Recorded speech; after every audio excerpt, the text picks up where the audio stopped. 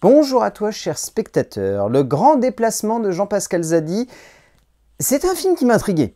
Dans le sens où, bon, déjà, il y a ce titre que je trouve très drôle. Hors du contexte du long métrage, le choix de ce titre me fait beaucoup rire. Mais au-delà de ça, c'est vrai que la précédente réalisation de Jean-Pascal Zadi avait étonné beaucoup de monde, avait remporté un vrai succès, avait eu une confirmation, celle que Jean-Pascal Zadi, au-delà d'être un humoriste vraiment intéressant à suivre, était un cinéaste et un acteur qui était encore plus à suivre. Donc forcément, cette réalisation était très attendue. Le résumé pour faire simple, en Côte d'Ivoire, l'UNIA, l'agence spatiale locale, a décidé de préparer une opération d'envergure, lancer une mission de conquête d'une exoplanète 100% africaine. Mais encore faut-il recruter la bonne équipe. Oh, la descente, elle est dure, là. Le grand déplacement, c'est pas bien. C'est vraiment catastrophique, même par moments. Le film a une idée, mais n'arrive pas à la construire. Le film se voudrait être une comédie. C'est pas très drôle. Le film se veut être politique. Il est avec la truelle, et une truelle toute rouillée qui n'arrive pas du tout à faire quoi que ce soit d'intéressant pour amuser et divertir le spectateur. C'est vraiment pas bon. On est vraiment sur la grosse descente pour Jean-Pascal Zadi, qui montre bien que le fait qu'il avait co-réalisé son premier long métrage était peut-être ce qui lui avait permis d'avoir un bon terreau pour pouvoir construire un univers comique dans lequel non seulement il pouvait s'incruster, mais aussi dans lequel il avait assez de matière pour faire en sorte qu'au-delà de l'idée, il y ait une vraie construction et une vraie dimension sociale et politique qui permettent d'appuyer justement les instants de décalage. Là, c'est pas le cas. Le film est laborieux. Le film est long, le film a pas de réel enjeu, il se construit comme une espèce de mise en perspective de la société actuelle par le prisme de ficelles extrêmement grosses qui vont de la blague raciste aux instants où on voudrait avoir une remise en question de l'humanité complète. Mais en fait, je vais pas vous mentir, il n'y a rien qui fonctionne. Et même si par moments j'ai pu un peu rigoler par une certaine forme de bêtise qui rend le tout un peu divertissant, le reste du temps, j'ai juste en train de me dire, c'est la cata, quoi. Difficile de proposer un concept étonnant, ou en tout cas surprenant, et de réussir à tenir cette promesse, de faire en sorte que ce qui pourrait n'être qu'une vague et un peu trop molle idée de cinéma se construise comme un objet étonnant dans lequel le spectateur va accepter de se plonger à fond. Jean-Pascal Zadi avait certainement envie de développer cela avec son nouveau long métrage, mais il est évident que l'acteur, auteur et réalisateur s'est réellement perdu dans sa démarche, donnant lieu à une œuvre maladroite, excessive dans son envie de comédie potache, mais malheureusement complètement à la ramasse quand il s'agit d'amener du contexte et de la structure à tout cela. En termes d'écriture, le scénario est écrit par Jean-Pascal Zadi et Hélène Bararou-Zunza. Watch. Je sais vraiment pas par quel bout prendre le film, parce que si je devais vous prendre en termes de dramaturgie pure, le script est pas bien, parce que c'est Interstellar, mais fait par des gens qui n'ont aucune idée de la direction dans laquelle ils veulent emmener leur récit. Alors littéralement, c'est pas une vanne, je pense vraiment que les deux auteurs ont eu un moment sur leur table de chevet Interstellar et qui se sont dit « c'est drôle si on arrivait à mettre un contexte et une forme qui fait que cette idée qui peut être plus sérieuse devient un ensemble de comédies et de sketchs. » Et dans l'idée, ouais, je veux vraiment saluer certains points, notamment ce robot qui est un peu surréaliste, Roger Milbras, qui fait vraiment penser au robot d'Interstellar. Il y a une vraie dimension qui voudrait être intéressante dans la manière d'aborder finalement ce concept sérieux au travers d'un prisme comique. Le problème, c'est que, en fait, le prisme sérieux pourrait se tenir. C'est peut-être la partie que j'ai le plus envie de saluer, c'est que si vraiment le film n'avait pas été une comédie, on aurait été sur un moment de tension qui aurait pu être bien construit et qui pourrait être intéressant. Le problème, c'est que c'est une comédie.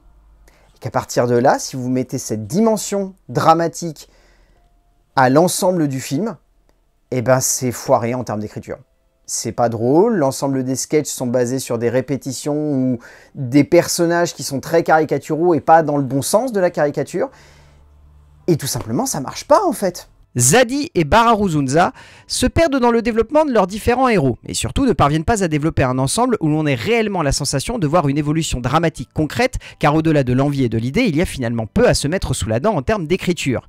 Que ce soit dans les rapports entretenus par ces différents protagonistes, que ce soit aussi dans le fond politique et social évident, que ce soit aussi dans les thématiques autour de l'humanisme et de l'autre, les deux auteurs ont voulu développer un tout sonnant comme accroché à notre époque, mais qui ne cherche pas à donner une perspective surprenante ou même positive à tout cela. En termes de mise en scène, alors je passerai le fait qu'il y a un plan où je me suis vraiment demandé s'il n'y avait pas un gros souci dans la construction, parce qu'en fait on part d'un film où les personnages décollent avec une fusée Ariane, mais à un moment on voit un plan d'une fusée Apollo. Vous vous débrouillerez avec ça, hein, quand vous verrez le film, peut-être que vous comprendrez. Au-delà de ça, vraiment en termes de découpage, déjà le film je le trouve assez anarchique. Les fondus au noir, les instants où ça coupe au noir pour revenir sur une scène suivante... ça montre à mon avis que le long métrage devait être beaucoup plus long, devait avoir une plus grande densité et que à mon avis Jean-Pascal Zadi s'est dit il faut réduire, il faut être plus condensé, il faut être plus direct.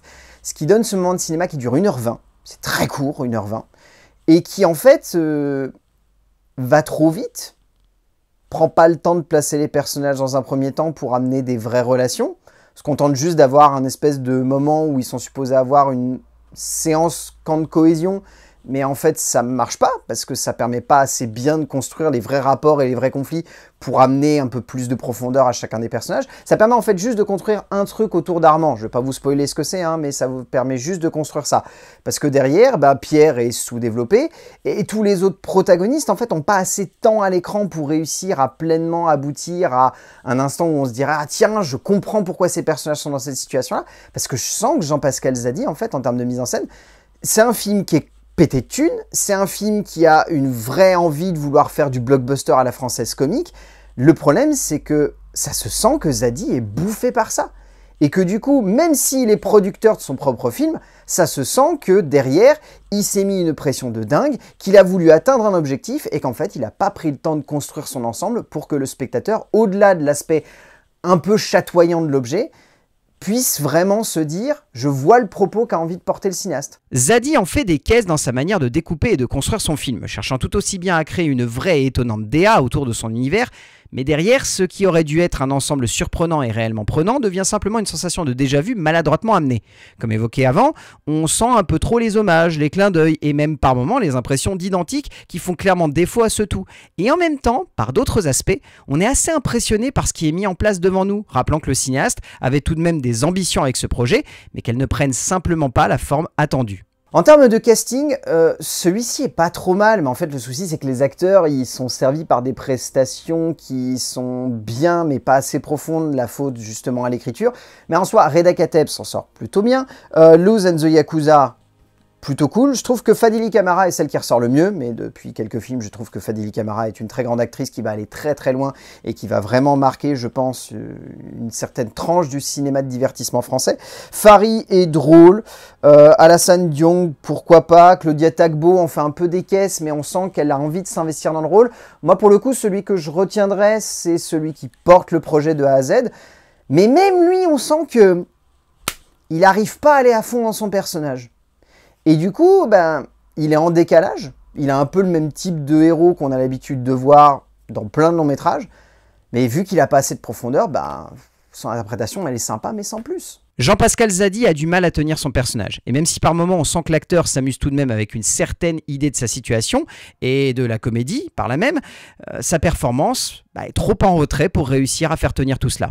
Au bout du compte, le grand déplacement, c'est un pétard mouillé, mais genre bien mouillé, hein. C'est dommage parce que je reste persuadé que si ça avait été bien fait, et comme ça le vendait à la base, ça aurait pu être un film très drôle.